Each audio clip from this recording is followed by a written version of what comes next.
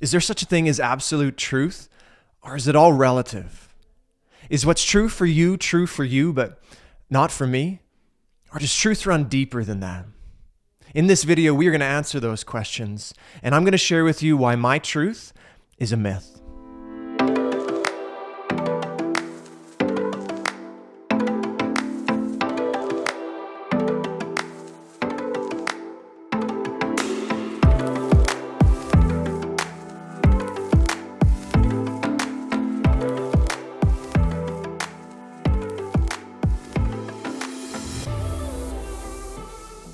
I've got a bit of a love-hate relationship with social media. I love the opportunity to stay in touch with friends and family that I wouldn't otherwise normally see. But sometimes, it's just this highway of useless and even misinformation. Now, I don't get worked up about every trend and every meme that I see, but there's a trend lately that we need to talk about as followers of Jesus, and it has to do with how we talk about the idea of truth. You see, truth for thousands of years was a commonly understood concept. Truth was something that you could stand on, that you could build your life on, something that you could test and discuss and pull apart and piece back together. But nowadays, we talk about truth in an entirely different way. Maybe you've seen a meme or two that looks like this. Speak your truth, even if your voice shakes. Speak your truth, whisper it, scream it, live it. You never know who might need to hear what only you can say. It's almost inspirational, isn't it? When you hear memes like that, it's this challenge to speak those hard things even when they're difficult to say.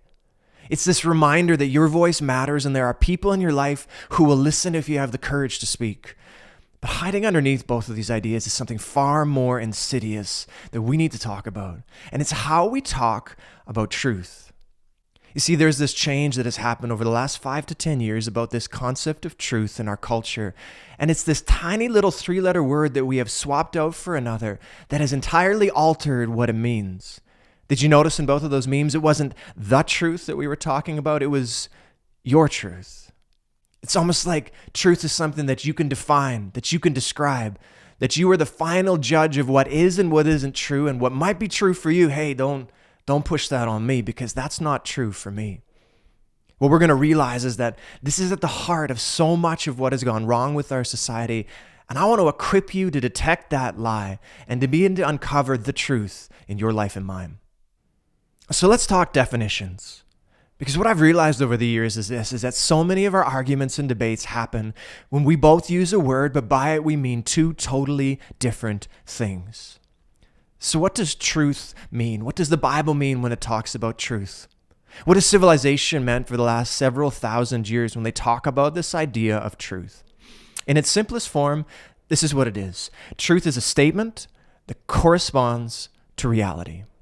That's what truth is. A statement that corresponds to reality. A statement, a sentence, something written or spoken, an idea that tells you about the world the way it actually is. And truth is something that you can test, that you can talk about, that you can discuss. For instance, if I was to tell you I was 12 feet tall, it wouldn't take you long to refute it. All you'd need to do is go grab a measuring tape and prove to me that I am barely half of that. If I was to tell you that I can see through walls, it's a simple solution. Just stand behind one, hold up a number of fingers, and ask me to tell you how many you're holding. See, this idea of truth, it's not as complicated as we make it. Truth is simply a statement that corresponds to reality. So what do we mean by reality? In a sense, reality is simply the real world in which we all live, but there's a definition that I like a whole lot more than that. Here's what it is. Reality is what you run into when you're wrong. Reality is that thing that hits you like a ton of bricks when you've misjudged a situation or you've made a mistake. And I'm sure we have all been there a number of times. I remember when I was about 8 years old, reality snuck up on me real fast. I'd been watching far too many cartoons, and somehow I'd gotten the idea in my head that I could fly.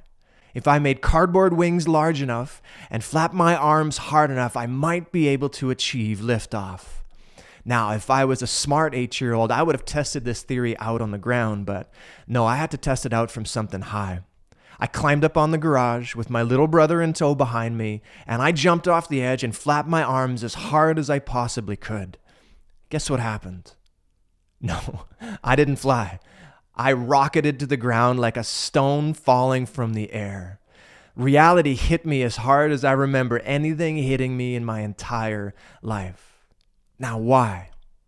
It didn't matter how much I believed that I could fly. It didn't matter how much I had convinced myself that it was true. Reality was real, whether I realized it or not. Now, today, that's not the definition of truth. When somebody says my truth, they don't mean a statement that corresponds to reality. They mean what the Urban Dictionary defines my truth as: a non-negotiable personal opinion. I'm sure the Urban Dictionary is where you often go for reliable information. But you can see the change of this fundamental word already in our culture. It used to mean reality, and now it simply means an opinion, something that you hold to that nobody else has to. This is why it's so hard to have a conversation about faith today, is because when we say truth, we mean reality, but so many other people mean opinion. If you ever want to help somebody understand the difference between those two words and those two definitions, just ask them if the earth is flat. Ask them if they believe that the earth is flat. They'll look at you like you have two heads, but trust me, it'll be worth it.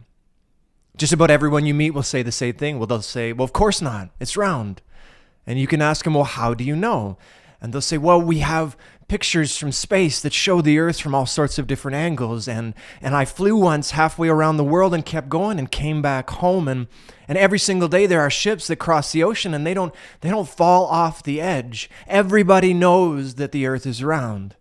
To which you can ask them this: does that mean that those who believe it's flat live in a flat earth while you and we live in a round one? Of course not, they'll say. Ask them why. Because it's not true. And there you have it, a word that they understand in physical senses, but not in spiritual ones. A definition that makes perfect sense in every other area of life, but as soon as we talk about the existence of God, all of a sudden, no, this word no longer means reality. It simply means your own personal opinion. See, this is why Jesus' words are so offensive in our culture in today's day and age. This is why they're so countercultural and why they cause a riot when we speak them as plainly as the Bible does. In John 14:6, Jesus said, I am the way, the truth, and the life. No one comes to the Father except through me. Do you know what word makes that verse so offensive? It's a small but powerful word. It's the word the. Jesus says, I am the way, the truth, and the life. He didn't say, I am a way, a truth, and a life. He didn't say, I am one option among many. He has said, I am unique. I am the one. And if you want to get to the Father, you come through me. And if we take his words seriously, we realize that the way that you get to the Father is not through your truth, but through the truth. The way you find life is not through your truth, but the truth. The way you find the world the way it is and the path to the life that you are trying to live is not through your truth, despite what you hear everywhere around you. It is through the truth.